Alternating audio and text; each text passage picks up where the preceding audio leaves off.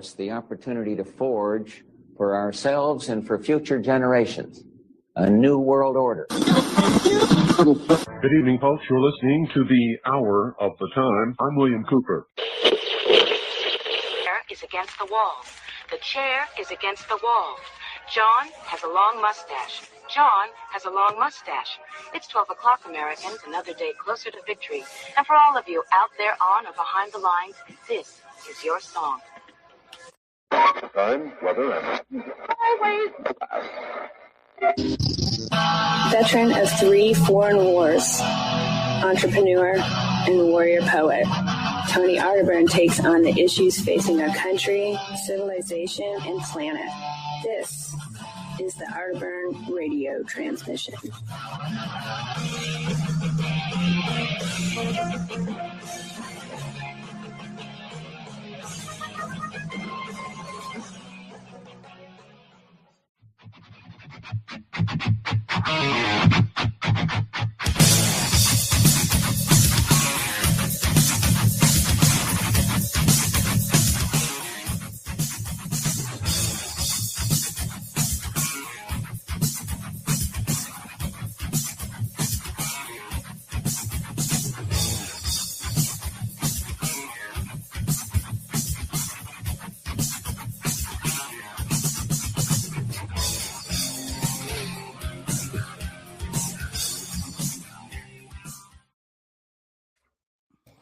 Welcome to the Arterburn radio transmission, the official broadcast of the apocalypse.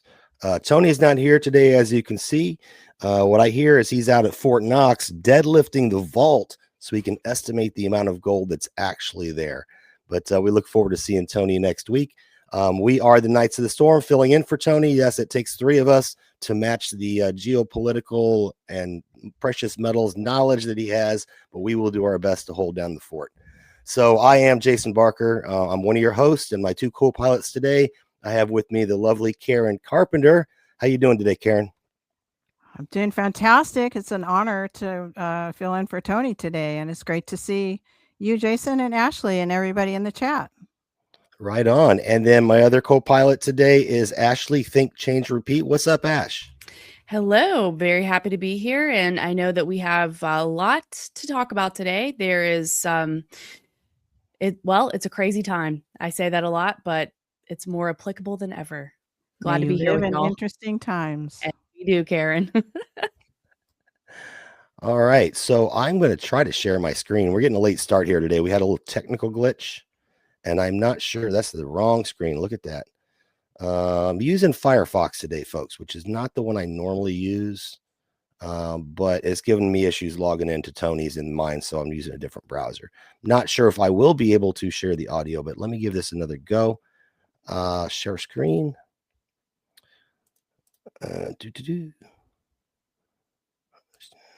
I'm not sure which screen it is. I got 4 of these doggone things, so I'll try screen 3. Nope, that's not it. Let's try screen 1. That's it right there. It reminds me of Let's Make a Deal. Yeah, it is. It really is. Behind door number 1, or? And we'll pull it down for now. I don't know that the audio will come through. We'll find out if that happens. But let's start off with the Strait of Hormuz. And David Knight had talked about this just an hour ago. And I know, Karen, you wanted to talk about some other things besides oil that we have to be concerned with, especially this time of year. And what is that you are concerned with? Well, I did. I've been looking into the fertilizer supply chain, the production of fertilizer, and I'm by no means a fertilizer expert. I did talk to Bronx Stomper Derek Lawson, whom we've had on our show, and who is a wealth of information on the agricultural topic. And he said that as far as the impact of Iran, the bombing and the impact on the fuel supply and the impact that the fertilizer supply chain and those types of things, the impact will be huge. And we're seeing all across the country on all the local news channels now reports about farmers and talking about I'm not going to be able to get my fertilizer at the same price. My diesel fuel, the cost is going up. It's planting season. It's spring. This is planting season.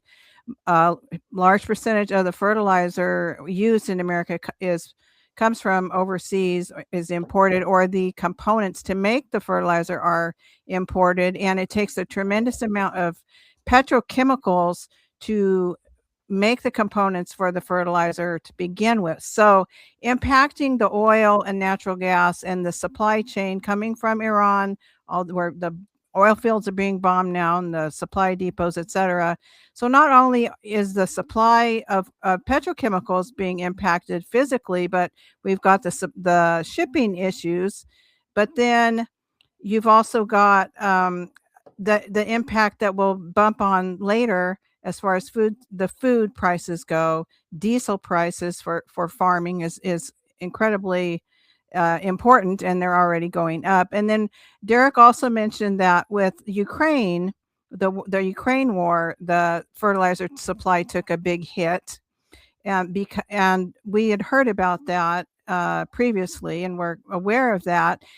He said the bombing of the Nord Stream pipeline was a big part of that because of the petrochemicals that go through the supply, the pipeline, and how that is needed to manufacture and supply the fertilizer. But he said that American fertilizer companies were just starting to recover, and now this is happening. So that he thinks that the American fertilizer companies will jump at the opportunity to make more money and send a large portion of the product they do make in America overseas because of the shortage overseas also, so that even the fertilizer manufactured here in America may not stay here, and that will further impact the ability of farmers in America to plant and have a successful food growing and harvesting season. So I asked him what is how is this going to impact the small farmer, the consolidation of the farming industry, of agribusiness, consolidation of food, possibly. We know that there's a huge agenda to consolidate everything, to get into the digital control grid, eat the bugs, get away from everything organic and healthy. And there's been a huge move to control food for quite a while, and we've covered that a lot on Nights of the Storm. He said that some people will, if they're already moving toward working to grow things that people can actually eat rather than crops that will make ethanol or feed.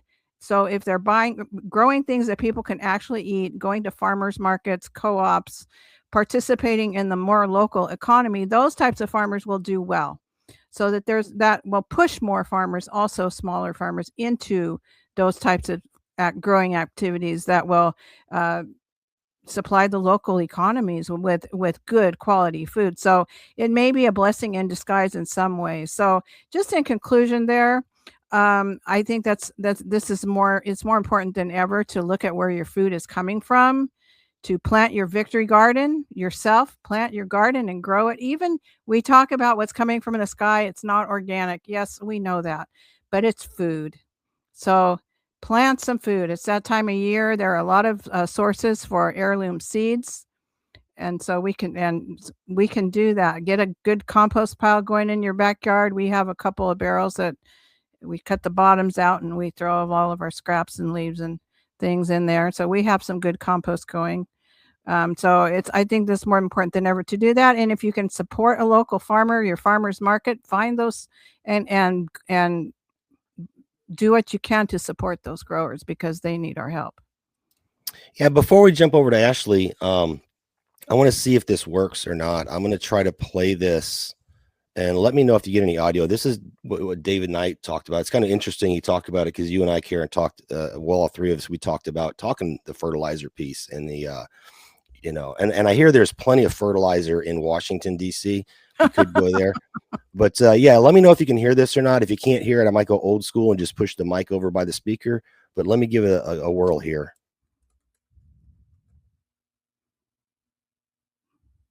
No.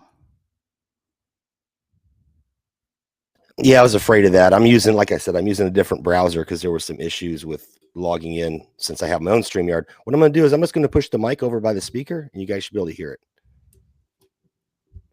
Or bring the speaker to the mic, whichever works.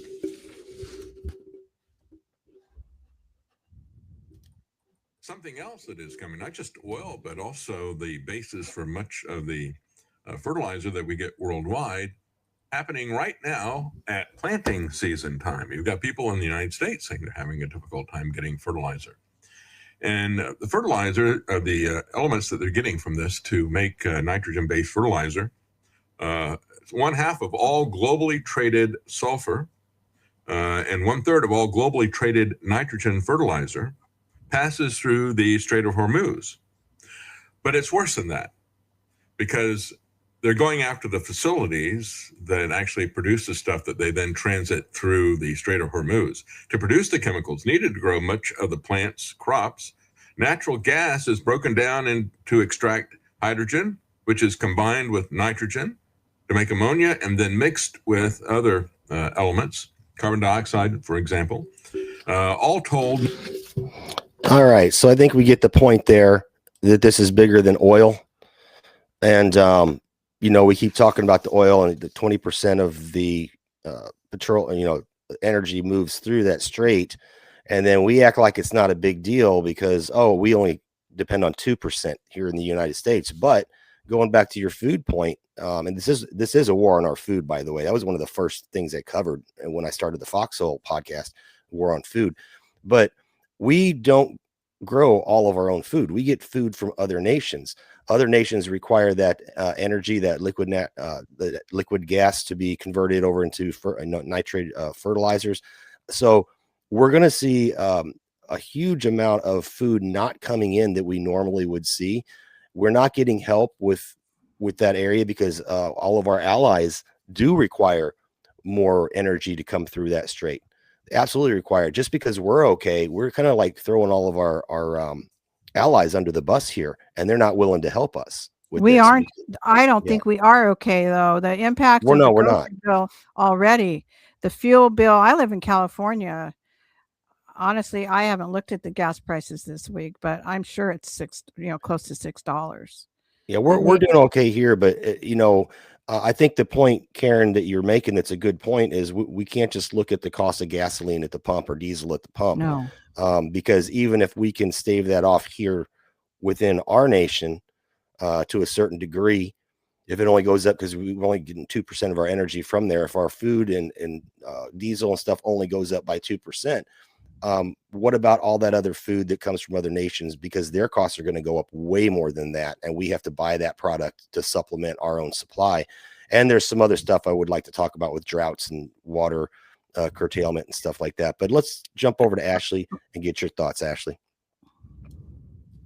Yeah, I think that obviously this piece that we're discussing right now is a really important piece in where we go from here and what are the potential ramifications for all of us.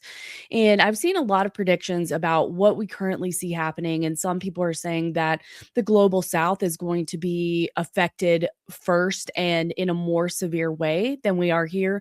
But I think, to Karen's point, we're already seeing it. And as soon as the initial conflict kicked off, we saw gas prices raise immediately, basically an overnight increase in our gas and fuel prices. And that is just one tiny piece in this vast puzzle that we're dealing with right now. And I did want to point out that Ice Age Farmer was offline for a long time, but he recently came back, and he does have a post about this. And if you will humor me for one moment while I read this, I'll try not to take too long, but I found it an important post. So Iran war hits cyber food energy. Stryker cyber attack, India fertilizer stoppage.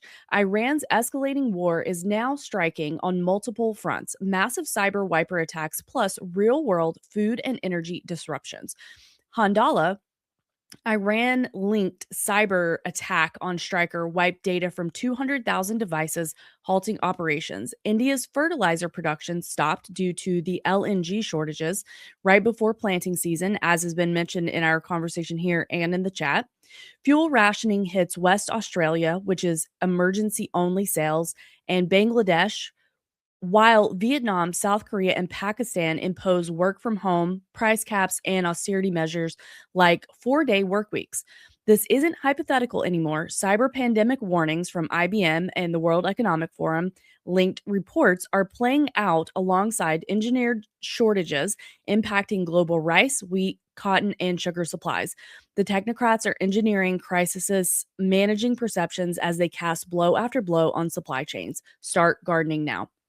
So, normally I don't like to read that much, and my apologies, but I thought that it was very comprehensive in our conversation here as far as the different areas that are being affected. So, definitely exactly what Karen is saying. Start gardening now, even if you can grow some herbs to trade or some potatoes, something small. You don't have to overdo it, but whatever we can do to provide a little bit for ourselves and potentially trade or gift something to our neighbors, and of course supporting the local people in our community who are doing the work. So I think those are some options, but this is a really comprehensive situation that we find ourselves in, because it's not just global conflict that could be drawn out for a very long time. It's not just whatever threat that poses to the safety of all of us, but it's dealing with food and, of course, our wallets. And something a lot of people are talking about, a lot of different subjects. So something that Gregory Manarino has been saying is that this is, could potentially be an impetus for that global economic potential crash that we have all been fearing. And of course, I hope that that's not the case, but I think that we need to keep our heads on a swivel. I wanted to make one more point. Derek said that because the Strait of Hormuz is blocked, that there will be people shipping the long way around and adding $1 million per ship and 10 to 12 days on goods. So we already saw an impact with the tariffs, but now we'll be seeing an impact because of longer shipping routes, which cost more money and more time. And then people are also mentioning, yes, this is a great way to have a lockdown 2.0 in a way, because you're limited on your gas and your energy. I live in California. It jumped into the mid 90s this week. If we can't use the air conditioner, I'm moving to the coast with my cousin. This is not, it's not going to happen if we have no air conditioning. That threatens people's lives every bit as much as freezing temperatures threaten people's lives, because the heat is really stressful on people who are, aren't in good health or elderly. So there's a lot of implications to this, and I do see it as another way to attack Main Street, attack small businesses, lock us down, and move us more. Hungry people will do just about anything, especially if your children are hungry. So I do see it as an attack on our sovereignty and a move toward more control. Well, this is a common theme, a repeated theme. And as a matter of fact, we're going to be doing a show tonight on Nights of the Storm. It's going to be a Foxhole show, but we're going to air it over there. And we're going to be talking about going back into history, into the rail. Rail used to be private. There used to be tons and tons of rail choices. You could ship with, it was competitive. You could ship with who you wanted to ship with. There was more routes to get places, but it's a perfect case study because the rail had got consolidated, and it becomes a choke point. It becomes a control point, as you mentioned, Karen. And I wanted to bring this up since you talked about the long way around. Patrick Wood put this out recently. It's about IMEC. Trump's war with Iran is about global trade, period. And I don't think it's only about global trade, but that is one thing that we have consolidated everything down. I mean, look, banks have been consolidated, food supply has been consolidated, everything's been consolidated. Now it's worldwide trade, which links all of those things together. But I'll go ahead and read part of it. It says the India, Middle East, European Economic Corridor, or IMEC, is being called one of the largest and the most ambitious infrastructure projects in modern history. Trump called it one of the greatest trade routes in all of history. And before I go on, I just want to show a map of this trade route, right? You go from Greece, it goes across the water here over into Israel. So yeah, we got Israel going on in the news, right? And then it goes in through Saudi Arabia, and then winds up right here off the Strait of, I call it the Strait of Vermouth, but Hormuz, and then shoots over to India. And I guess the dotted line is maybe the portion that's not open yet. I don't know what that means. But this, I understand why Patrick Wood thinks that this is about trade, because if you've consolidated everything to there to, reduce the long way around, if you will. I mean, heck, isn't that why we created the Panama Canal? Right, so that we wouldn't have to go around South America for stuff. It becomes a choke point at some point, though, because things are priced. They're priced in such a way that they don't expect to have to spend all that additional time and fuel and stuff. But when they get that level of control, then people seek to control that control, right? But let me read a little bit more, and then we'll go around the table. It's not just a trade route, it's a control corridor. He puts it very succinctly right there. A fully integrated system of rails, roads, shipping lanes, ports, fiber optic cables, energy pipelines, and data centers, which we might talk about in a little bit, stretching from India to Europe. Whoever controls the architecture of that system controls the flow of goods, energy, data, and money across 3 continents. That's precisely why technocrats want it, and precisely why you should understand what it is and who is building it. I thought that was a really good way to kind of look at it. And we'll go with Ashley first. What are your thoughts on that? Well, I think that, yeah, this is a situation. Obviously, it's very active. We're getting news by the day, by the hour. There's a lot of moving parts here, but there is the potential for absolutely huge ramifications for the entire world.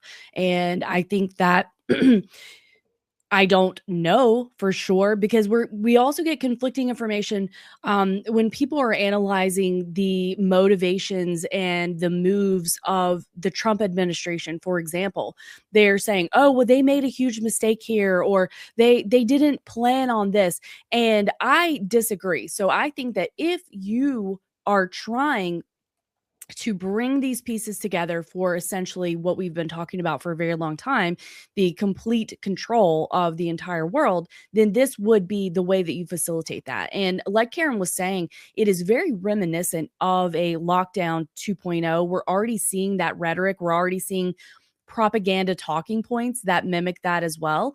And we know that after each of these major events that many of us consider to be manufactured, we saw vast changes in the entire world and culture, in the way that people deal with each other in our day-to-day lives.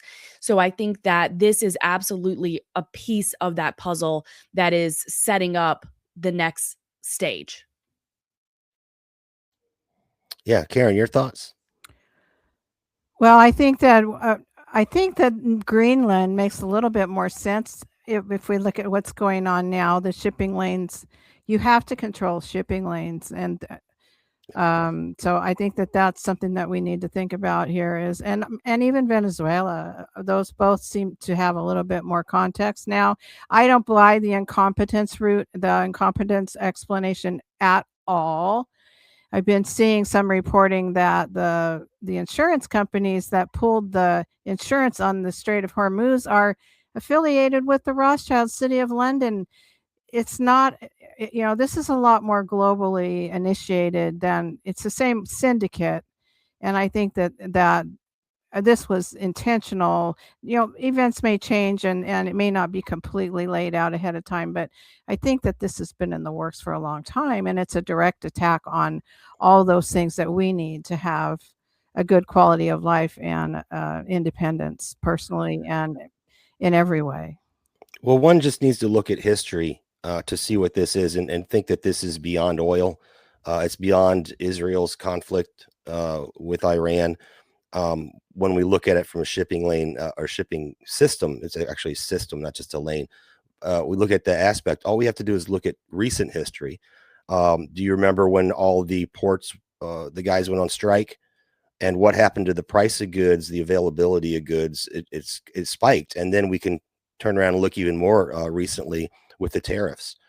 And yeah, like these companies are going to pay, they're going to lose money to send us products because that's what they do. That's how they stay in business, right? No, we end up paying for it at the end of the day. This is just another version of that, of controlling what moves in and out. And I think that, I hadn't really thought about it that way. I thought my initial thought about this whole deal and controlling the flow of oil and controlling this, that, and the other. We're pirating Venezuelan oil. We're just stealing their tankers, the boat and all, right? And I thought that this was more along the lines of, as Tony pointed out, I think it was last week or the week before, our agreement to sell oil across, globally on the dollar, it actually, they didn't renew that.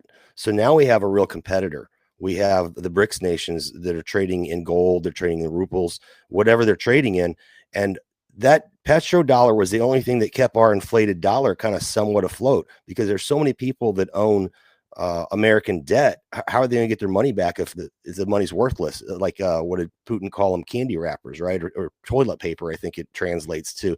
But that's kind of what I was thinking, was that if we could monopolize the oil, then we can keep the dollar afloat, because we know that they're not quite ready to implement this digital dollar yet, which is going to be their continuation of the bubble. In my opinion, because they're going to opt people in and bail people in. And I have some IRS stuff on that I do want to get to, but looking at what Patrick wrote about and what you wanted to talk about with the fertilizer and the other aspects of this disrupting this shipping chain, this shipping line, it's really got far-reaching implications way beyond the dollar. This is total control. All right, I'll throw it out there, and you all can go around the table. Ashley, you want to go? Sure. Yeah. Of course. I think that you're exactly right. And I think that one thing that we can't sleep on is what we know about the Greater Israel Project, and that it is in a very good location as far as running the show in the Middle East. And so I think that that is something for us to consider. How is that going to be playing out? We know that that Iran falling was part of the Greater Israel plan. However, in some of the estimates that I've seen from people, that Iran is planning on making a stand. And some people think that Iran is very well prepared, while they have been a patient, patiently waiting and trying not to be provocative and get mired into a war, that they have been quietly preparing, and that they are now prepared in order to teach a lesson basically to the United States and Israel and other people that are involved in this conflict, that they will no longer be standing by passively, and that they're prepared to make a stand, and that could take a very long time. Now, I think that all of these things are coming together to really create a very precarious time for all of humanity, really. And I think that there's a lot of unknowns. So there's a ton of speculation out there, and we have a lot of experts that are, using their experience to discuss and tell us what they think is happening. And I'm not discounting that. I think there's a lot of wisdom out there and people that have been observing this for a lot longer than me. But I do think that there's a lot of unknowns as far as how this is going to ultimately play out. But I do think that it is, war is a racket, and in many cases, it is always the regular people that suffer. And some are suffering obviously worse than we are right now, but the United States is being made to suffer as well. And I do think that we're going to continue to see that increase as we go. Karen, your thoughts? Okay, you froze up there for a second. Sorry about that. Your thoughts, Karen? I think that it is, as the small people are impacted, definitely, and there have been some statements made by officials higher ups that the only thing that may happen is that the local the consumer may suffer, but we're not really concerned about that. The American economy is strong, and so the consumer may suffer, but that's the least of our worries. There have been a couple of statements of that along those lines made lately. So I also just think that it's really important to try to remember that it's also the small person, the individual person, the local community that does either make it or break it, that we do have power, that we do make an impact, how we spend our money, how we spend our time and our resources, our energy. So I think it's important that we stay optimistic and work to find solutions and do what is within our power to withstand this, and to cultivate the values and the morals and the skills that can see us through this. I had one more point before I know Ashley, you got some topics you brought to the table as well. But I want to just dovetail the food portion that Karen pointed out with the fertilizer. We were already seeing whether or not we're going to have a fertilizer problem. We still have food problems here in this nation. The oil thing, the fertilizer thing, that's going to affect more other nations than it will us. But like I said, we get a lot of our food from overseas. It comes over here and it's packaged and it's sold in as Aldi brand food or whatever, that's a whole other topic on the GMO labeling, but we won't go there today. But I do want to share this. I've been taking a look here, and here's just one story of many across the nation, right? Fight over water intensifies as Colorado River dries up. U.S. state negotiators are battling over how to manage dwindling water resources in the Colorado River Basin, a lifeline for over 40 million people spanning across 7 states and 2 countries. This is one of many stories going on right now across the United States. We covered on Nights of the Storm, we covered what's going on in Idaho with the water curtailment. We're also, I know, Karen, you live in a fertile area of California and they have water issues there. So I know you have some stuff to say on this. But what's happening is this water is actually being diverted for AI and data centers, which are springing up. I think the United States accounts for about 50% of data centers across the globe. I can't remember what the number was. It was like over 6,000 or something we have here. But what I want to show you is this. So this is just another thing to add on to the lack of fertilizer. This is our current drought map as of March 19th. Is today 19th? It sure is. Is this really a drought map, or are they changing this to have an excuse to keep farmers from being able to use water across the nation? And I wanted to get a list, but it was just so many places that farmers are having to shut down their wells. And we're not just talking about for their crops, but for livestock as well. And, I went over those cases where, there was a case where a guy I think he went to jail for a little while, a month or two, and he had to pay several $1,000s in fines. And they spun it as if it was because he was collecting rainwater.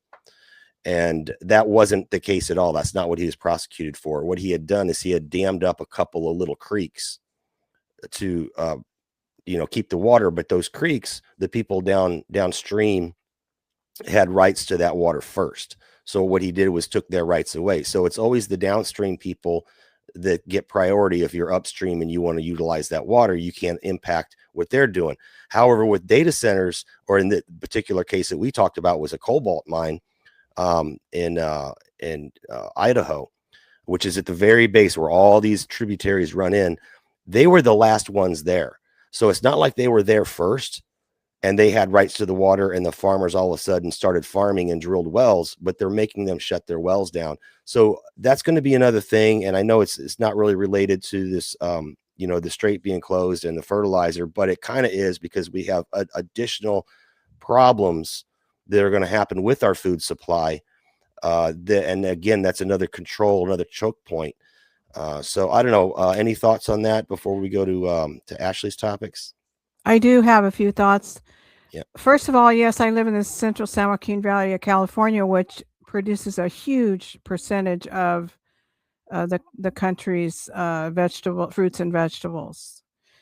And there's always been politics played with water here. There are so many citizens that are just up in arms because we do have the Sierra Nevada mountain range, which is a very high range and gets a huge amount of snow. And there's a great snowpack every year.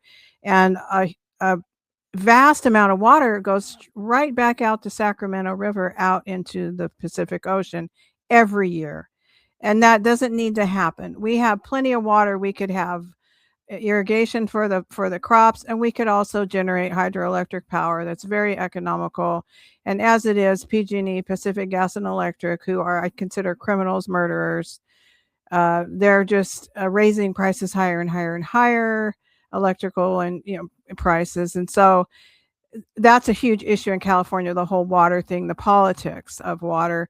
But Bronx Stomper was talking about today the Ogallala aquifer in Nebraska in the Midwest is drying up.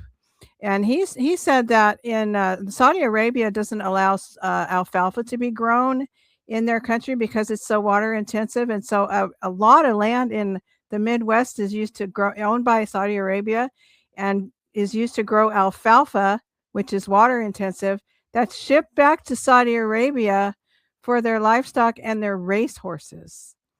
So I just thought that was an interesting little caveat on this whole water issue, and how the politics of things are in the supply, who gets what. and we are going to see a huge battle for water.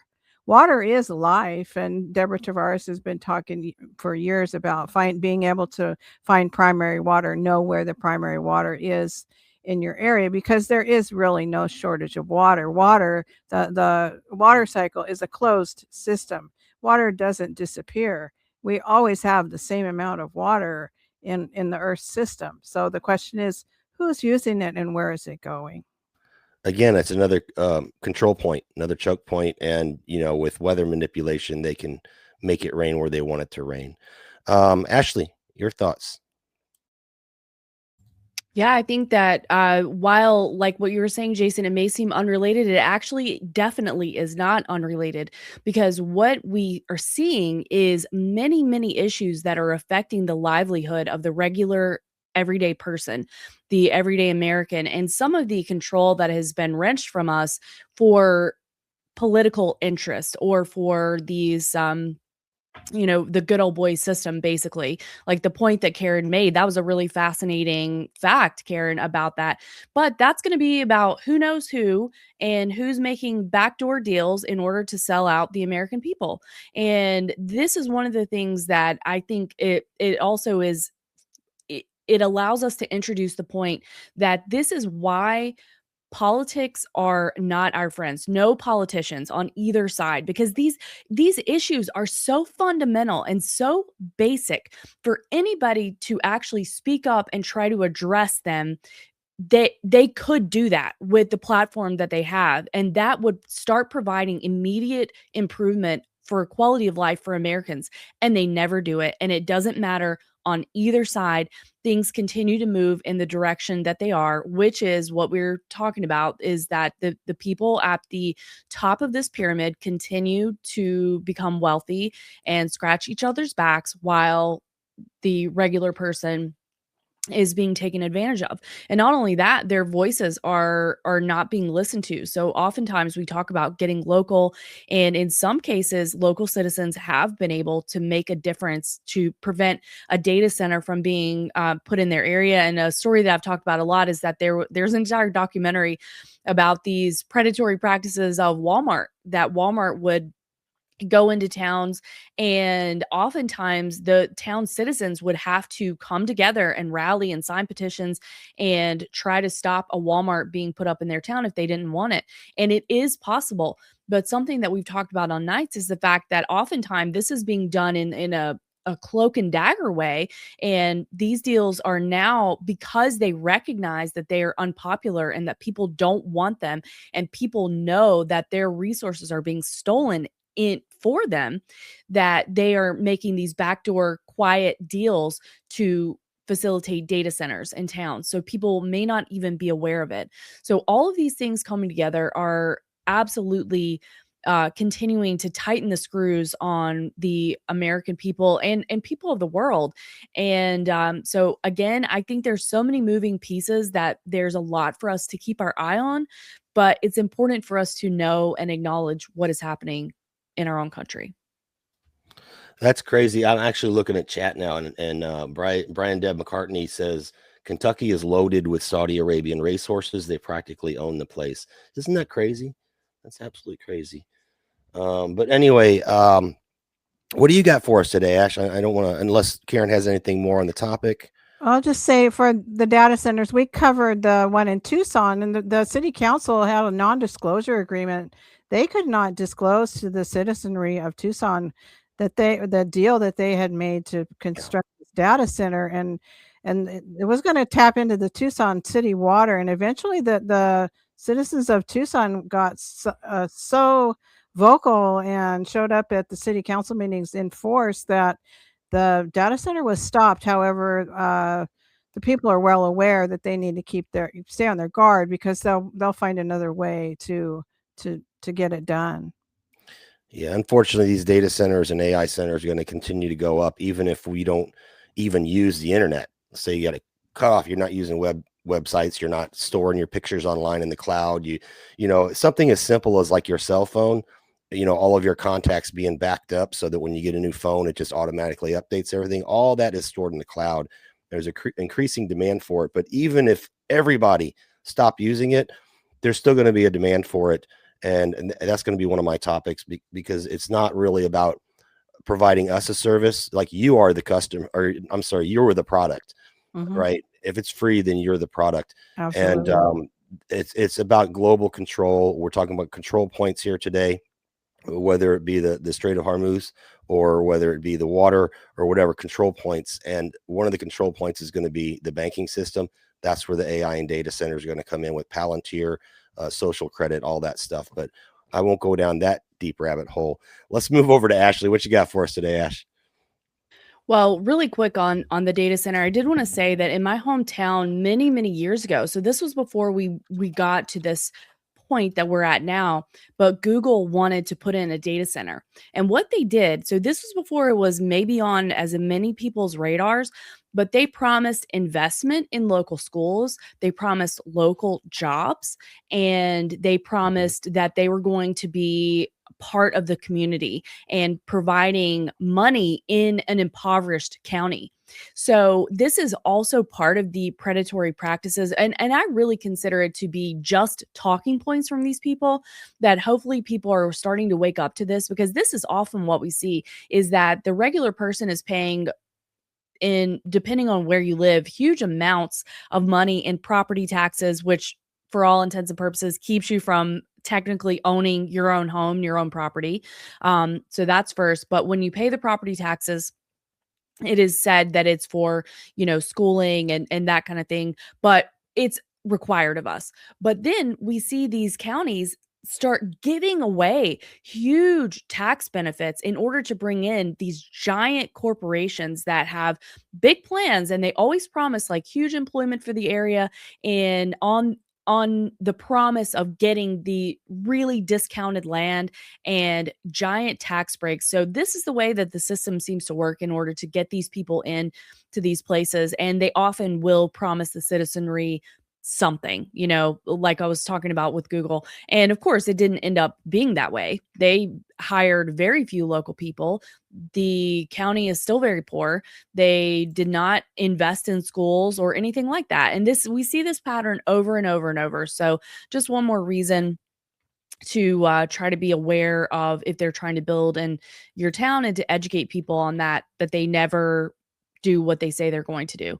But in other cases, recently in the area where I'm living now, they're wanting to put in a Buc-ee's. And of course, the same thing. They got the land grants and the tax breaks and all this stuff. And the local people are like, it's going to bring so much money into the county. And I'm like, who? Let's look at this in 10 years and see how much money you have made off of Buc-ee's. It's not going to happen. Who gets rich? It is not the regular people from letting these huge companies come in and take huge amounts of land.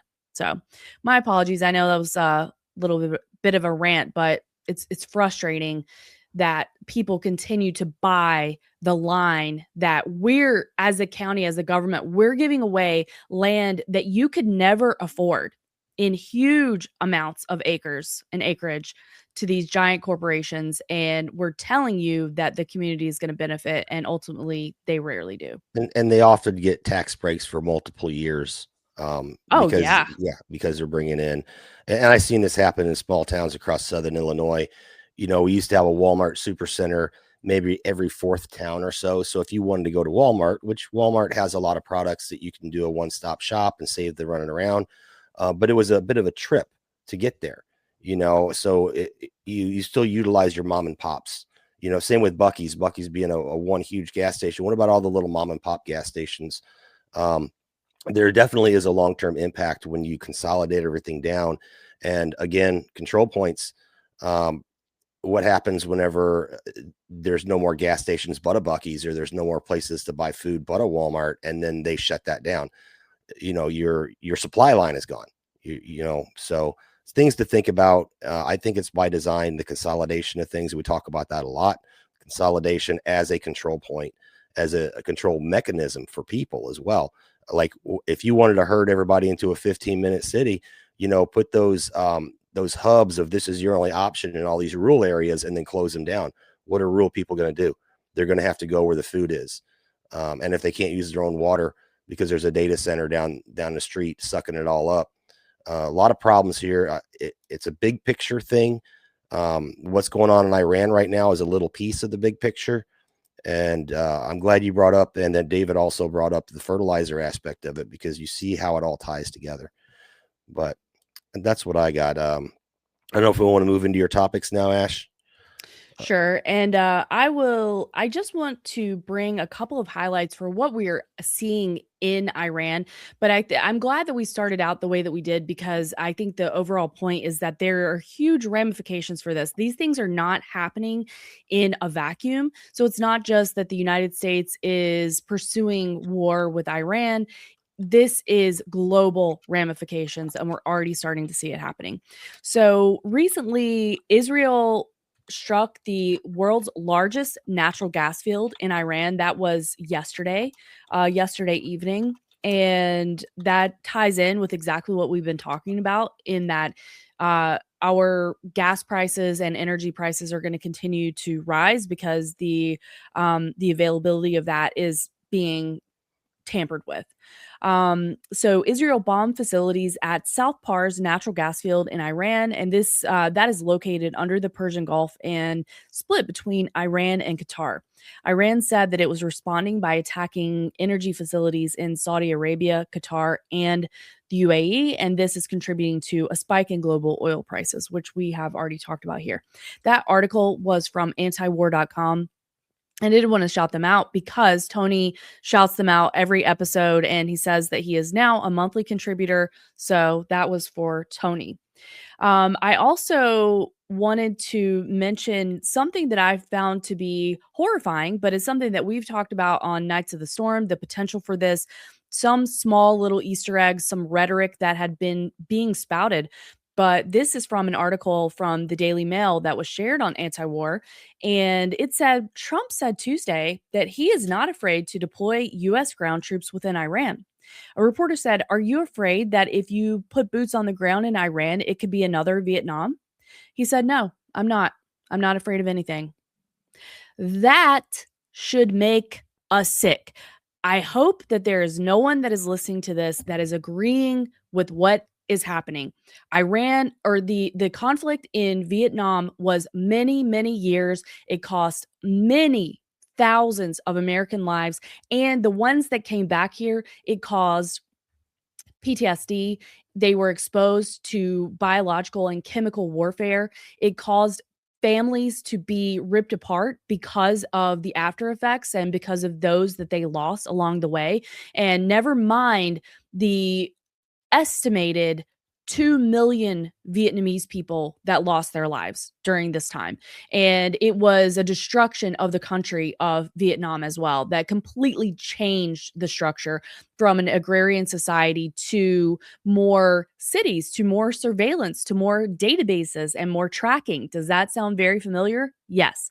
So I hope that anybody that starts hearing Vietnam style rhetoric is going to be very disgusted and horrified with this administration, because that was a travesty. It was a very unpopular war when it happened. And I wish that we did not forget about these things, because that one is super important to what we are seeing in today's time. And I find it to be beyond disgusting for him to say that he's not scared of anything. Yeah, because it's not your kids that you're sending to die over there. Let me follow up real quick with something I had prepared to talk about. So I'm just going to read this real quick about how arrogant these people are. President Donald Trump has repeatedly stated that the United States may continue bombing Iraq's Karga Island just for fun. Apparently it's destroyed. It's annihilated. We did it real fast, but we're just going to do it for fun. Despite claiming the island has been totally demolished, This remark made during a Sunday interview with NBC News has drawn widespread criticism for trivializing war and escalating tensions in the Middle East. Kind of trivializing, good word. And just a couple of fun facts about Kharg Island. It's their primary oil export hub. So not only are they going after the actual production facilities themselves, which Gardner Goldsmith, who's in the chat over on it looks like YouTube, he's pointed out that even if all we're doing is disrupting shipping, it's actually far worse than that, because we're disrupting production. But they're going after both the shipping, the hubs, and the production. So even if they open that straight back up, how long is it going to be before we see the levels of production that we have seen that provides 20% of the world's energy?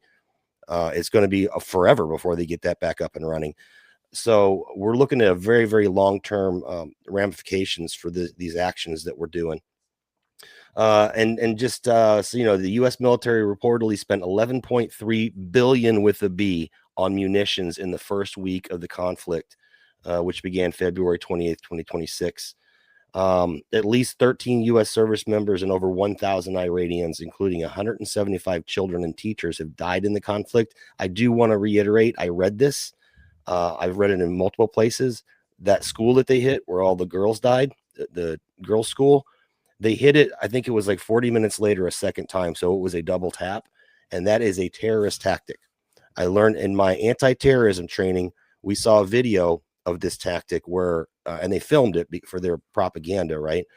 This was like Al-Qaeda or something like that. I forget what group it was, but they had a little quadcopter drone, an off-the-shelf drone you could buy for like $2,000 or less. And they had a munition attached to it, probably some kind of an RPG type munition or something. And they flew it up real high, and they got right over this little market area, and they dropped it. And it blew up. It killed a couple people and it injured a whole bunch of others. And then everybody comes to help. A whole massive amount of people come to help. And guess what happens? A VBID comes in. It's a vehicle-borne IED and blows up the entire crowd. That is a tactic. That's why TSA is stupid, because you're creating a funnel point to get people. You know, if TSA was really protecting us against terrorism, they're actually creating a target, is what they're doing. David Knight talks about that. But that's what I see that we did with this girls' school, is we hit a girls' school. And then 40 minutes later, when there were rescue crews in there and survivors being treated, we hit it again. And now I can't confirm that's true. I've just seen it's been reported. I think that's fairly well documented at this point. Yeah. I mean, unless I was there with my own eyes to see it, you can never really say it's true. Right. But anyway, I digress. And by the way, we are coming to the top of the hour. And if we are running on Worldwide Christian Radio, I just want to say thank you for listening, because we'll be dropped if we are running on that. And God bless, and pray for the nation. Pray for the people. All right. And who did I leave off with? Ashley, you had some more to go. I wanted to comment on the situation being parallel to Vietnam. I was a kid during the tail end of the Vietnam War. I remember very well seeing the conflict, the bleeding and dying, tattered bodies on television every night during the dinner hour.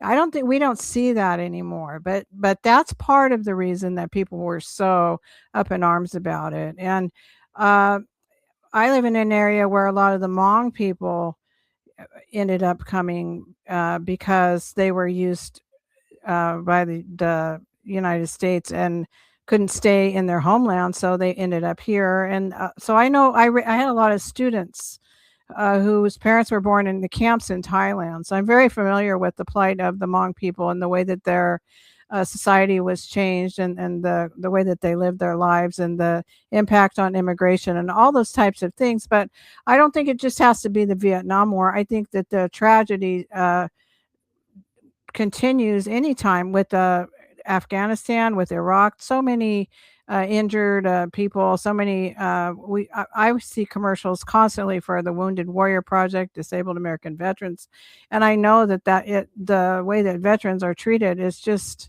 unconscionable. So but I was watching a podcast, I believe it's Glenn Deason or Dyson, with Lawrence Wilkinson, and they were talking about, if the draft was supposedly, or there was an attempt to reinstate a draft, how incredibly expensive that would be to do. And also it would take quite a long time to get it rolling. And they felt that in the time that it took, that you'd see a lot of those 18 to 24-year-olds disappear, that they would leave. And these two gentlemen were very happy and would encourage the young men to leave if they could, rather than go be put into that meat grinder. I don't think that the American public's going to buy it. I don't So think that they'll buy it at all. But before we jump back over to Ashley, I have something to say about the draft. Number one, only a couple percent of our entire population in the United States can even qualify for military. And that's whether it be because of drug history, criminal history. They'd have to really make a lot of exceptions to bring people in. Also, you have people who have medical problems. You have people who are overweight. They can't pass a PT test. So in order to implement a draft to get enough people in, they're going to have to severely reduce the standards. And what's our fighting force going to look like? They're not going to be fit to fight, and we're going to see an extremely high amount of losses of life, because they're just, number one, they're not in it. They're not in there to do it. They're being forced into it, so their heart's not in it. And number two, they're just not in shape. We're going to lose a lot of people just on some people training. may say that that's the point. Well, lose a lot that's of a good people. point, Karen. But that's what I had to say. I wanted to say something about the draft, because people assume that if they just implement a draft, all these people are going to go. They can't. We don't have enough people that can qualify or pass the ASVAB or pass the PT test, or we just don't have enough people, and so we would have to lower standards, and you're going to see a high rate of death if that happens. All right, Ashley, back to you. Yeah, so to that very point, there was a project which was known as Project 100,000 in Vietnam, or AKA McNamara's Folly, where they intentionally did reduce standards of IQ and physical ability in order to have less educated and wealthy people drafted into the war. So I think that precedent has already been set for that. That is partial inspiration for the movie Forrest Gump. And I would not put anything past them. And as Karen was saying, if, let's say, you wanted to reduce population and fighting aged men, that could be a way to do that. And something that froze. Can you hear me now? Yeah, you're good. You froze for a So sec. again, we've talked about this quite a bit on nights, that we are repeatedly exposed to mass trauma events. And I think that, yet again, this is what we're experiencing, and the potential. So we obviously have, from the Gladio days, we have something known as the strategy of tension, and that is keeping tensions high, which they almost always do, which is what we're experiencing now, being on the brink of war, or with the Iran conflict. And we've gotten messages out about potential terror attacks here, there, and everywhere. So I think that we see many of these plays straight out of the old playbook that are being deployed on us at this time. And I wouldn't be surprised if they did lower academic and physical standards, if they truly wanted to try to implement a draft. And of course, I agree. I hope and pray that the American public would absolutely not buy that. And there have been many wars that were absolutely devastating, but I think that the Vietnam War was one of the first ones. It was very highly publicized, and it was a very unpopular war, and people realized that there really was no good reason for us to be there. And that was different in comparison to World War II. Now, of course, we know a lot more has come out about the hidden or occulted history about the true facts of World War II, but I'm saying what the public were told and what most people seem to believe at that time. So and of course, this question was directly being compared to Vietnam, which I always find interesting when they specifically point out things that are going to evoke memories and imagery of a certain war. I always find that to be very interesting, and we have that here. So I think it's an interesting point.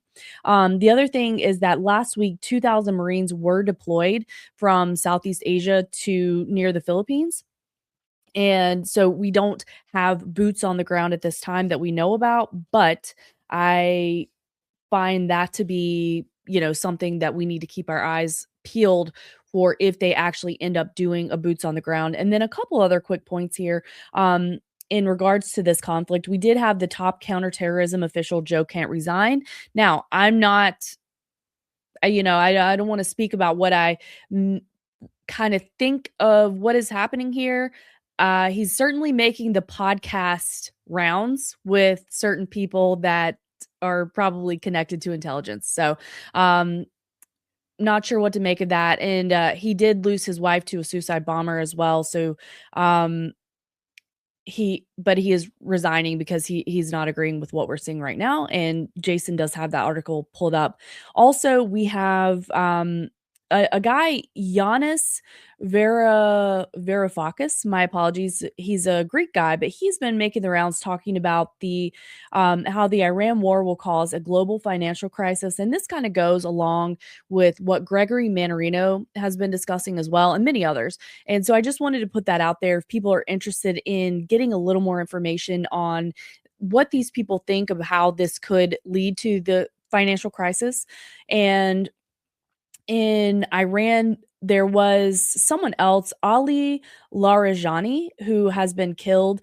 And many people are saying that this guy could have been our off ramp to the war, that he was somebody that was actively participating in negotiations, which I found to be interesting in our conversation as far as, the mixed messages that we're hearing about this is going to be a short conflict, short-term pain for long-term gain over and over. And then I just wanted to read a quote by Monica Perez on her Substack. She said that Israel has assassinated Ali Larijani, one of the Iranian regime's top figures. In doing so, it has taken out a man who some people thought might be able to negotiate an end to the war. But now it may be seized by men even more hardline than Mr. Larijani and willing to fight on come what may. And so that was a quote from The Economist. And then she said, I've been wondering if that was the strategy all along. The 49 guys Israel took out minute one were the guys who were negotiating very generously with them. Take those guys out and it's a fight to the death, just like the United States demanding unconditional surrender. And last point that I wanted to make here really quickly is that Russia, this is from Gregory Mannarino. So multiple reports and allegations of Russian military support to Iran, and Russia has been sharing satellite imagery and enhanced drone technology with Iran. Also, now reports are out that Russia is helping militarily with weapons. So I know that was a lot of info, but I just wanted to bring in some highlights of things that I thought were important about the conflict that we're seeing and how very dynamic it is and changing day to day. Yeah, one thing I did note, starting with Venezuela, everything it's not posturing anymore. It is preparation for action. So we moved, I forget how many aircraft groups out there. I think it was one group out there before we took the president, right? Then we moved people out off the coast of Iran, and then we started bombing Iran. We need to move away from the days of thinking, okay, this is just a show of force. Trump, I mean, look what he said. I'll continue to bomb if, for fun. This guy's no joke when it comes to, action, military action. If you see something moving, likely, I mean, it seems like we're past the days of false flags to gain public approval.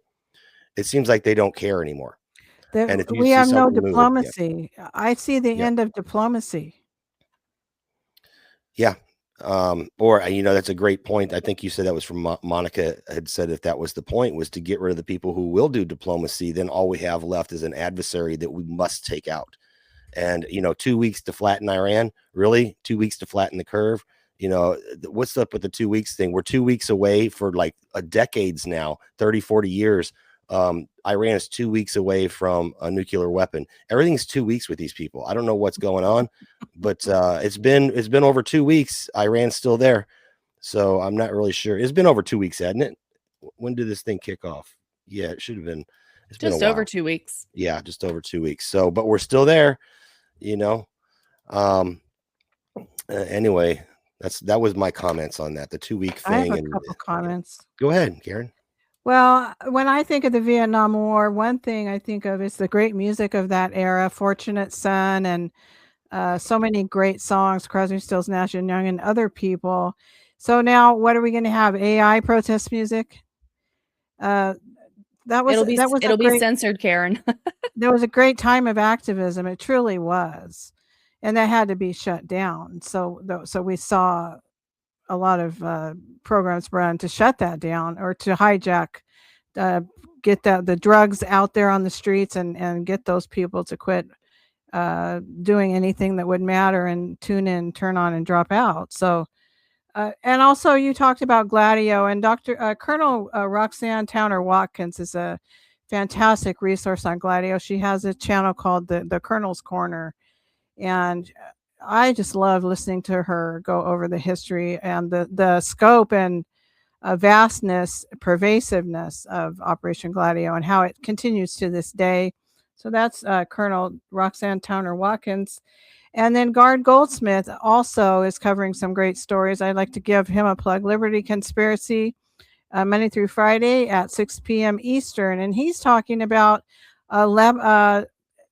journalists being targeted by Israel inside of Russia today and actually being injured. So check out Guard today. He's always got up to the minute information. Speaking of journalists, I remember Gonzo Lira. Yes. He was America's dad. Gonzalo, yes. It was kind of sad because Serge the Purge, which he's not really doing, he's more into the music thing now. But he was doing documentary kind of work and reporting kind of work. And we did a show, and I didn't know who Gonzo Lira was, or Gonzalo, or whatever his name was. I didn't really know him, but he schooled me up, and we talked about it before he was killed. He was basically a journalist. His wife was Ukrainian. He was out there in Ukraine reporting what was really happening. They jailed him. They beat him nearly to death. And then he went to escape, to leave the country. He got caught again and died in captivity. So yeah, they're targeting anybody who's telling the truth and replacing it with AI stuff, AI video and stuff like that. And I think there's a whole nother reason for that. I think they're producing a lot of bad AI reporting that's easily debunked because, as Ashley likes to say, this is function stacking. Everyone's still pushing for the Epstein stuff. Well, guess what? If they can convince us that anything can be recreated by AI, including a war, then, oh, that wasn't me molesting that little girl. That was AI. It's not true. So they've created a plausible deniability, black hole where they can do anything, get away with anything, and just claim, oh, it was AI. It doesn't matter if you have it on video or not. So I don't know. That's just one little tidbit I wanted to throw in there. Well, I would just say that this is something that Vin Armani used to say all the time, which is absurdity is part of the ritual. So I believe very much that the mass confusion and the absurdity and the questioning of our own reality because of many factors, but certainly AI being part of that, is part of what we're seeing today. And as we know, in the writings of Robert Greene and before him, Sun Tzu, that confusion of your enemy is part of warfare. And so I absolutely think that this is part of the time where it's ramping up and we have people questioning reality, rightly so, because as we saw, there's a lot of debate out there. Is Bibi Netanyahu dead? We have a confirmation video. Oh, he had 6 fingers. The coffee didn't spill. Blah, blah, blah, blah. I think that's probably a test to see who is going to believe it, who is going to share it. Following the information dissemination pathway. I always think that a lot of this stuff is out for that reason, just so they can see who's buying it, who's sharing it, all that kind of thing. But it brings up a fair point of us knowing now that we need to be very careful about what we see and what we believe. And that has been, speaking of war, the first casualty of war is the truth. And I think that you are right that they're not necessarily bothering with manufacturing consent anymore. They're doing what they want to do. They ended up obviously bombing Iran, and they did not manufacture consent for that. It's an unpopular war, but I think we're past them worrying about that or caring about it.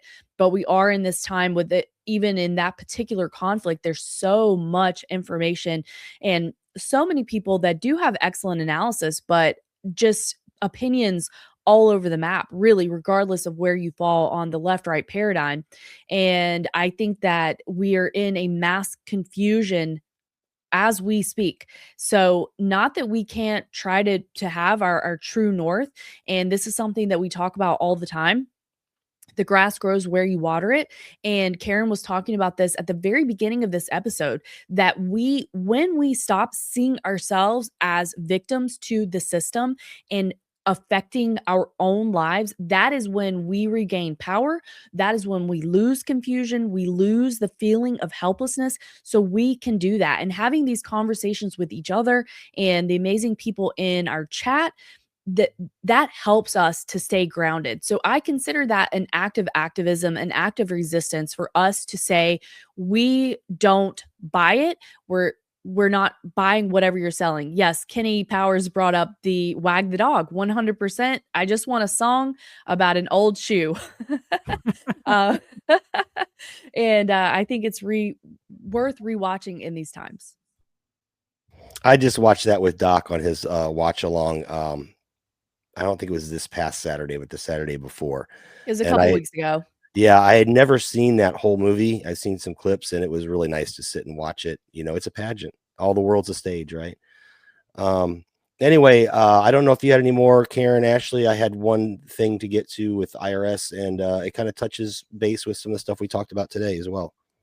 I just wanted to say, I think that the blurring between of the lines and the confusion, are questioning our own perception of reality. That's part of the agenda here.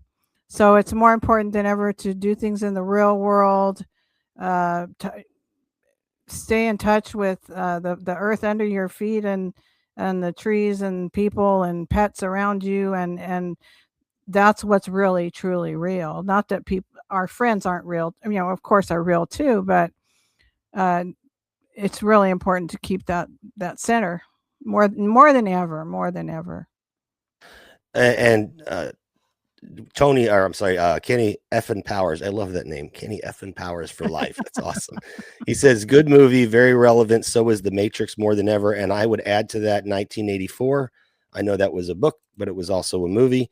And what you're talking about, both of y'all, about blurring the lines of reality, you know, 2 + 2 has to equal 5. You're a thought criminal. There's a war going on, you know, support your local war. You know, Brave New World also. Yeah, that's part of Tony's intro. You know, the chair is against the wall. John has a long, supposedly some secret stuff that, you know, to send to the troops out there fighting this whatever war, to keep the people thinking it's going on. But unless you have anything, Ashley, I want to jump into my last topic. And okay, she's nodding. So here we go. I'm just going to read it. So we're going to go back in time, kind of like Back to the Future. Going to go back in time. Going to hit 88 miles an hour and travel back in time. This comes direct from September of 2022. And they're talking about the 87,000 new IRS agents. And trust me, this will tie in because this is a control point. It is a consolidation, and it has to do with AI data centers. So those 87,000 new IRS agents are not about to break down your door. Oh, really? So they're going to hire 87,000, which they claim. Here, I'll just read the summary here. The 87,000. Oh, this is a American Bar Association article, by the way, that I'm reading. The 87,000 new hires will be spread across hundreds of IRS departments. Oh, so they're only going to get a handful each, right? So this is a small number for a federal agency that has been severely understaffed for years. Now, when you say that 87,000 people is a small number for a federal agency, that tells me that the federal government is a feral government. It is way too large. It is overbloated. We need to fit it within the Constitution. Anyway, so the IRS needs to, so they're giving reasons why they need these 87,000 people. They need to fast track its human resource processes Stay competitive in the pay and benefits it offers in a tight job market. I don't know what that even means. But anyway, let me jump on to the next one. So they're basically saying the 87,000 are not going to be agents that are coming to serve in the executive role where they're taking people to jail or coming and confiscating stuff, right? Go to the next one. Here's another one. This is from cbiz.com. I don't know who cbiz is, but it's a legit site of some type. So it says revenue agent versus revenue officer versus special agent. Now here's where the hiccup is. When people did the fear mongering, 87,000 new agents, and they did advertise, you want a badge and a gun? Come work for us. They had to walk that back because it was very unpalatable for some people. But that was a recruiting tactic they were using, saying you can get a badge and a gun with a low IQ if you become an IRS agent with a huge pay and retirement package and benefits and all this other stuff. Well, this is what they're trying to say. It says agent is a broad term that is easily misunderstood when associated with IRS. Most generally would understand IRS agent to refer to either IRS revenue agents or special agents.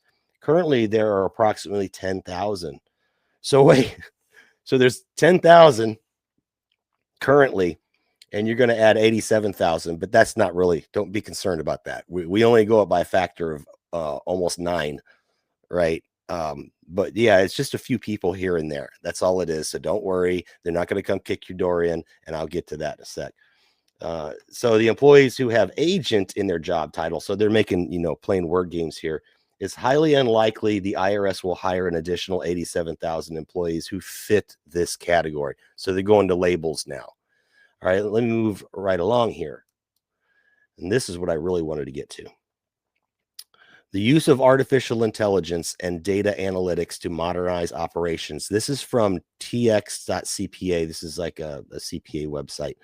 I don't know if it's Texas. I don't know what the TX means. So here we go. This is from 2026. Now, this is recent. The IRS is rapidly expanding its use of artificial intelligence and data analytics to modernize operations, reshaping compliance, enforcement, and taxpayer interactions from AI-powered chatbots that ease service demands to advance analytics. The agency is harnessing technology to manage massive data volumes while walking a careful line between efficiency, fairness, and taxpayer trust. Yeah, we're going to find out about that. The IRS used rudimentary data analytics. So I'm going to skip over this because I know we've been going pretty long. But basically, going all the way back to 1986, they've been using AI. They've been refining it and stuff. But let me jump to this one. As of 2024, the IRS has initiated 68 projects, so 68 different initiatives involving artificial intelligence, with the number likely increasing since then. These projects span various areas. Pay attention, including taxpayer services, encouraging compliance, and automating IRS processes to make operations more efficient.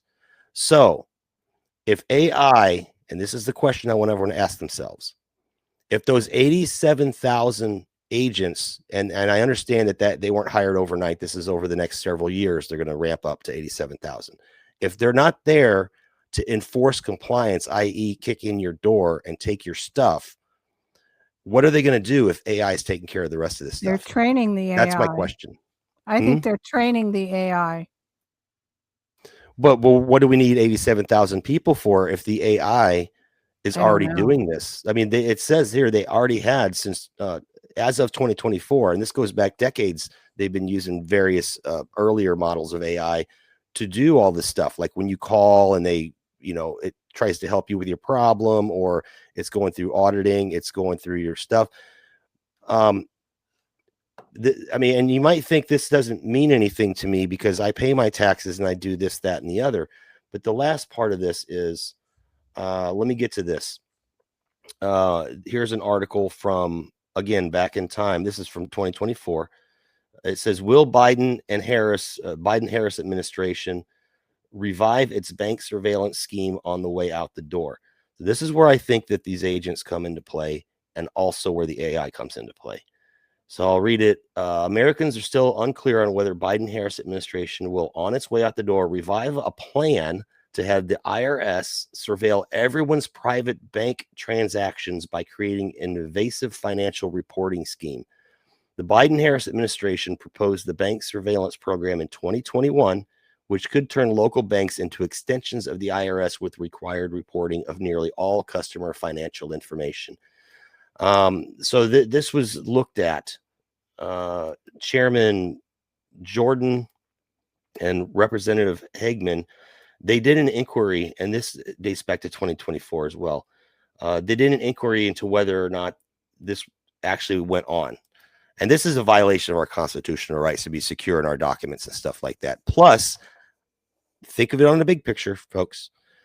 If the money in your bank has already been taxed, why do they need to know what money, when it comes to the Internal Revenue Service, the tax people, if they're looking at your bank account, that money's already been taxed. It's already been taxed, right? Were they going to tax it a second time? This is just it's a straw man. It's a beard. It's a way for them to say, oh, well, there's people who get paid cash under the table, you know, and they're putting it in the bank, and we need to. They're gonna have to look at everybody, and they're looking at transactions down to like a couple $100 now. So I got one audio clip to play, and then we'll talk about it. I'm trying to blow through it pretty quick, ladies, because I know we're already a half hour over. But I'm gonna have to put this by my microphone or my speaker again. And this come out recently. This was Catherine Austin Fitz actually posted this on her Twitter. So I'm going to play the audio. Oh, if I can get it there.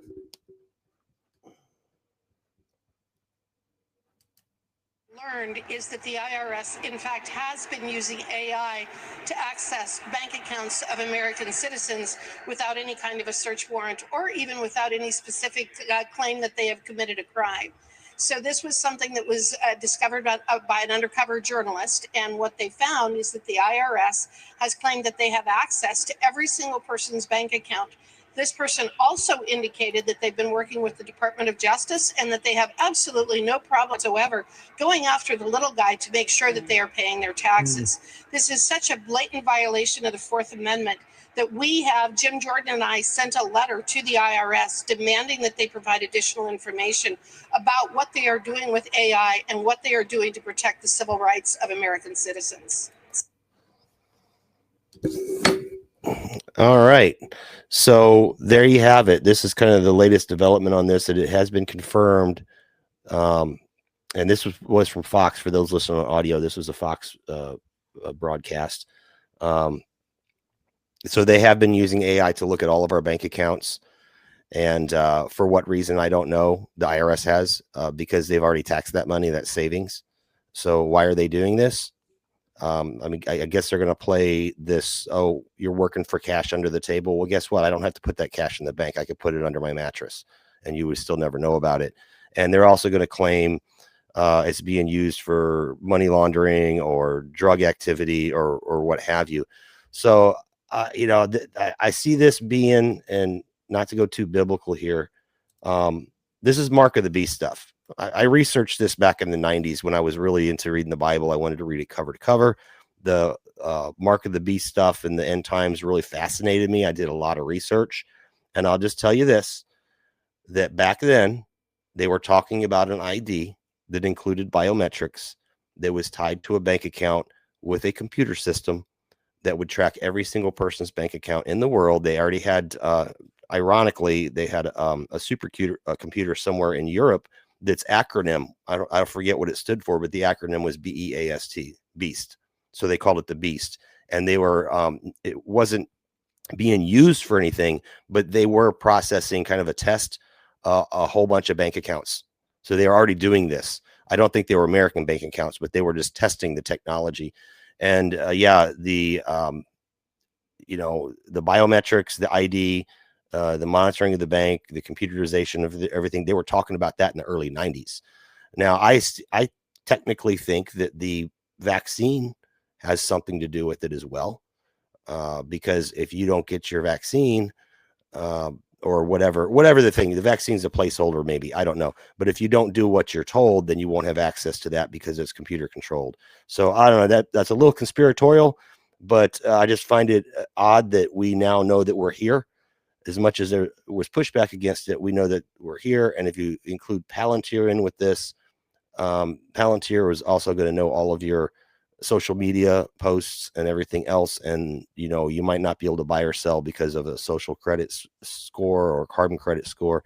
So I know that's a lot to dig into there, but, and that's why I say it doesn't matter if we can completely find a way that we are not responsible for any AI and data center usage, it's not going to make the demand go away, and they're going to push forward anyway, because this is what it's really for. That's my thoughts on it anyway. And let's go around the table. Karen, you want to go first?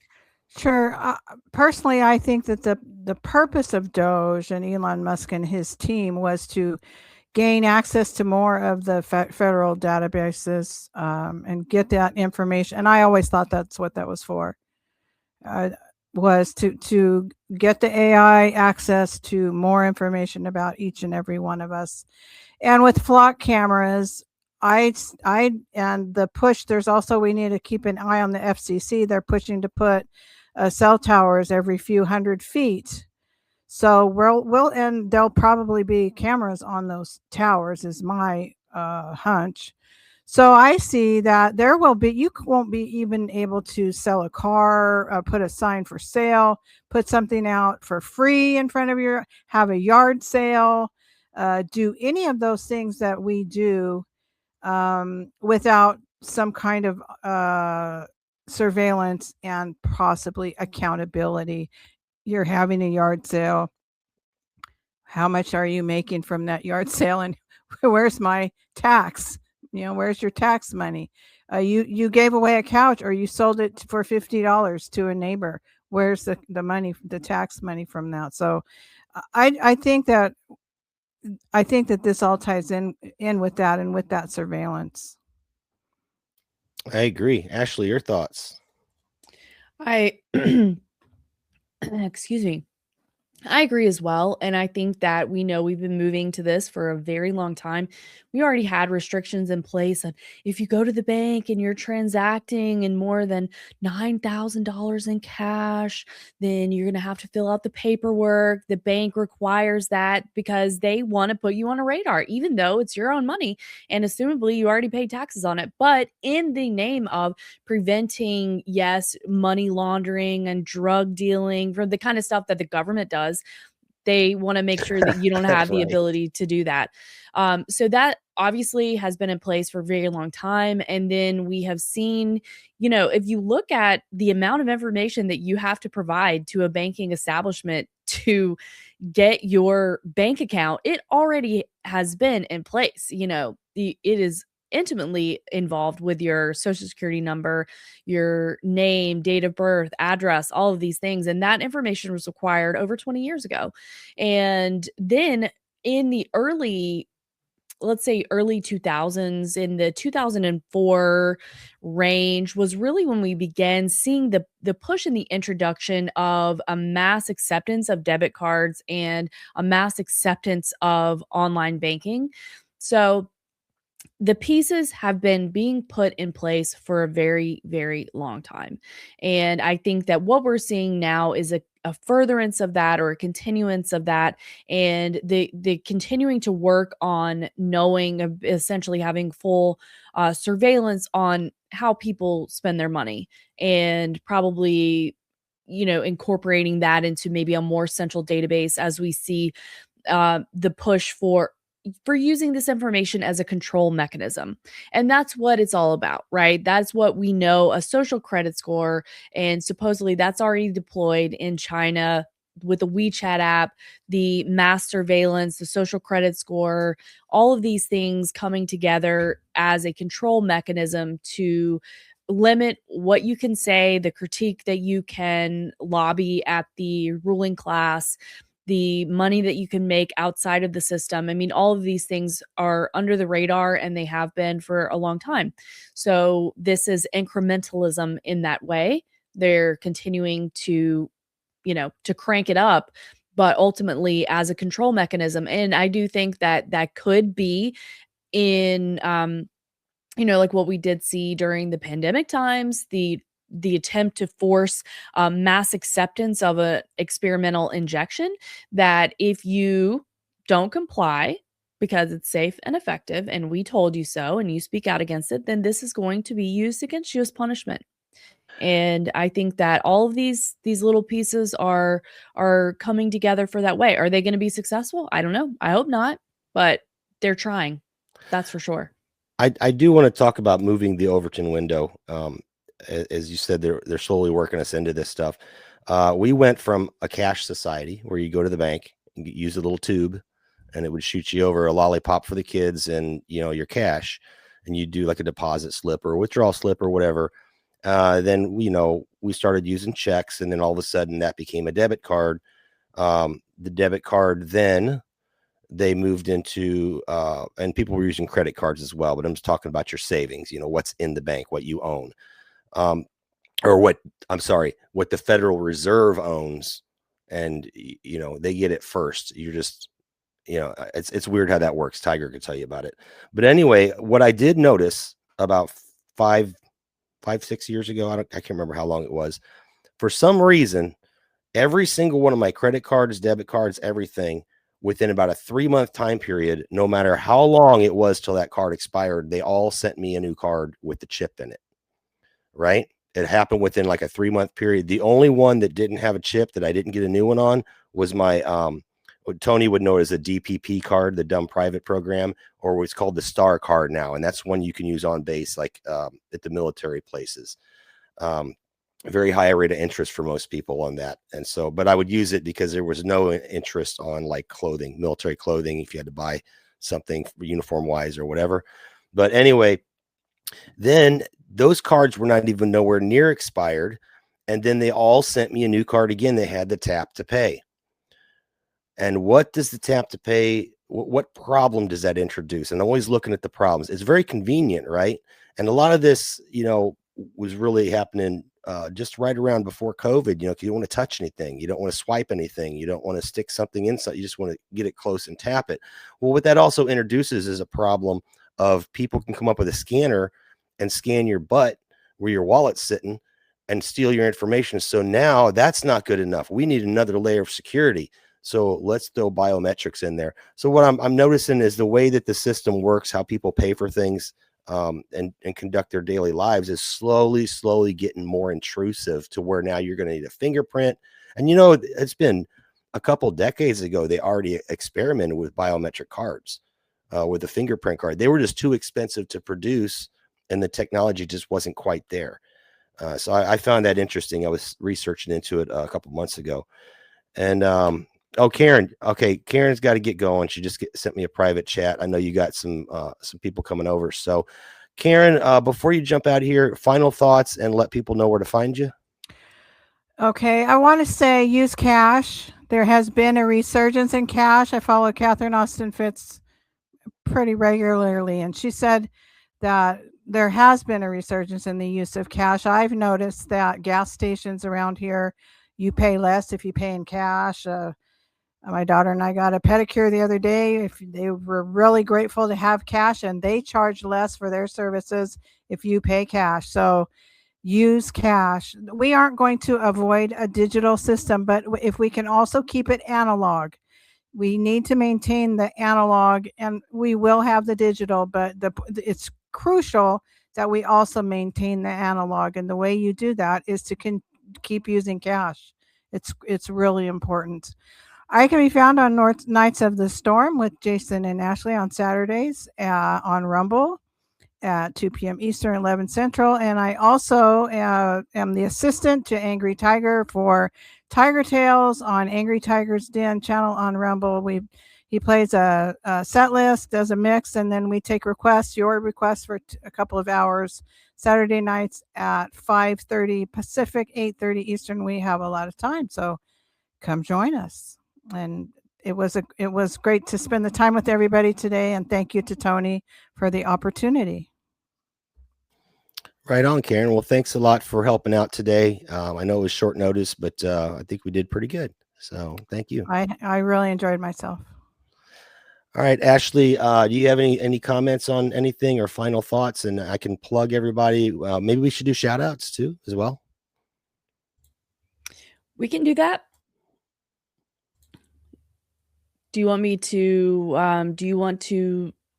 I'll just do it. Okay. Yeah. It's up to you. Okay, so I'm going to start with our friends over in our Rumble chat.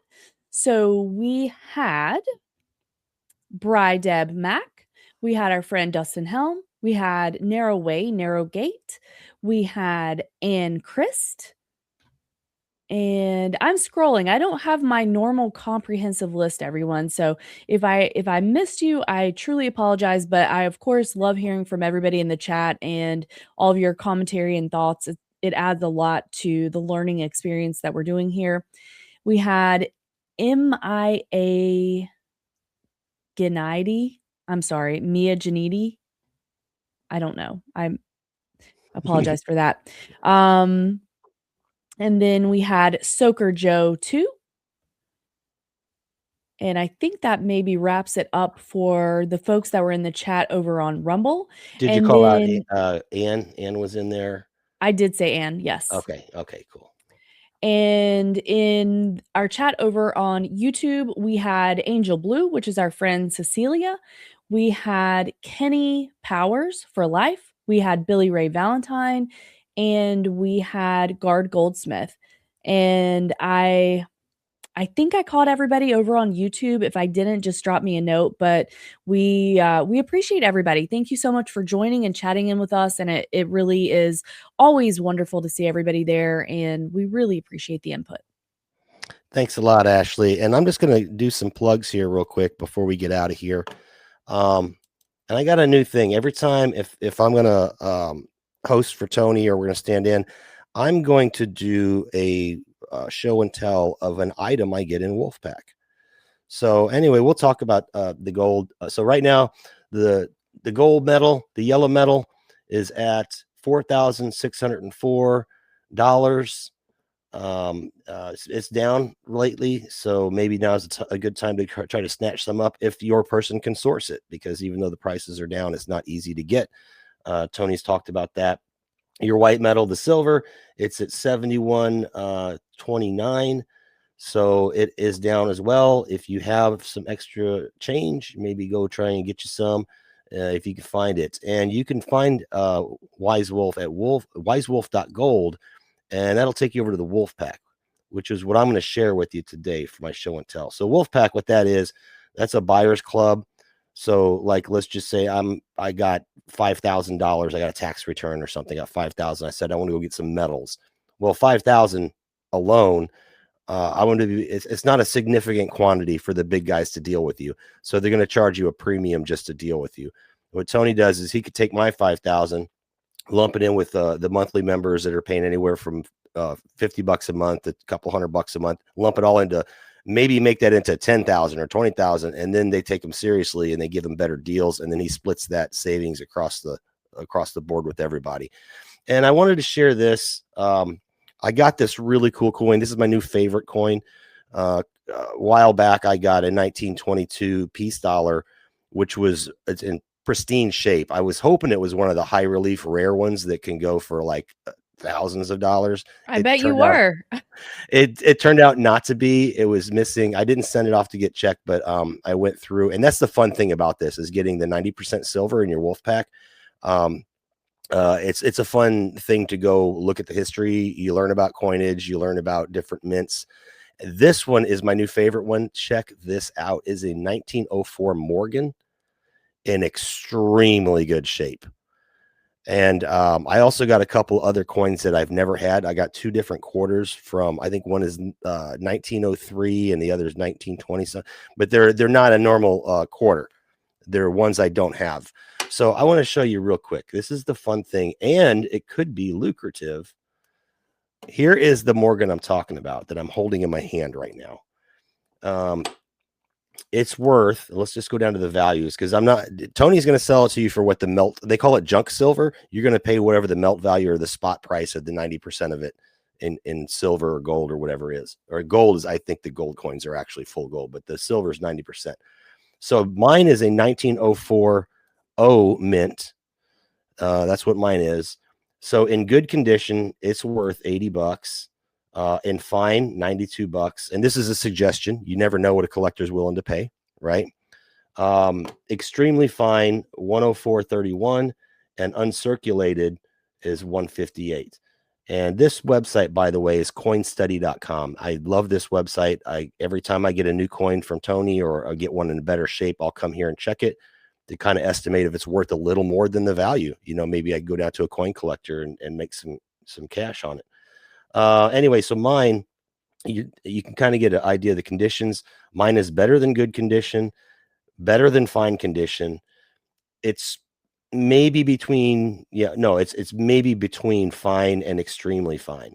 So I would have to send it off to some place to have it graded, and they put it in a nice little square plastic holder for you. And then it's kind of like you'll get a certificate of authenticity or something like that. But I don't know. I just wanted to share my experience with Wolfpack. I know Tony's having a hard time sourcing the silver. It doesn't matter what the price is. They say there's so much out there, but there's not. So that's going to be an issue going forward. So he's kind of like offsetting that with some of these really cool 90% silver pieces. Oh yeah, I got to shout out Kuda Bing and Harps and Dustin Helm. Okay, thanks Ashley for throwing that in the chat. But I don't know. It's just one other aspect to the Wolfpack. It's an educational thing. It's a fun thing. And who knows, if this coin, if I go have it graded, I could sell this coin for more than the entire Wolfpack cost me. Just saying. Not promising that, but it could happen, you know, and it's fun. But that's all I have. Yes. Ashley, before we get out of here, where can people find you? Yeah, they can find me over on Twitter, think_change_2. They can also email me, thinkchangerepeat@gmail.com, if somebody wanted to send me something or share something or correction, whatever. And of course, with the Knights of the Storm, every Saturday, 2 p.m. Eastern Standard Time on Rumble and other platforms. So come by and say hello. Right on. And I will plug myself and then we'll get out of here. So I am Jason Barker. I am one of the hosts of the Knights of the Storm. You can find our work and like-minded friends, including Tony, Don Jeffries, Billy Ray Valentine, all those folks over at theknightsofthestorm.com. There's a friends list there that you can, with links to their various platforms. And if you want to get a hold of me or anyone else and you didn't write it down, just go to theknightsofthestorm@gmail.com and drop us a line. And with that being said, I guess we'll get out of here. Thanks a lot, Ashley. Thanks a lot, Karen, who's gone. And thanks a lot, Tony, for giving us the honor of doing this broadcast today. And with that being said, end of transmission.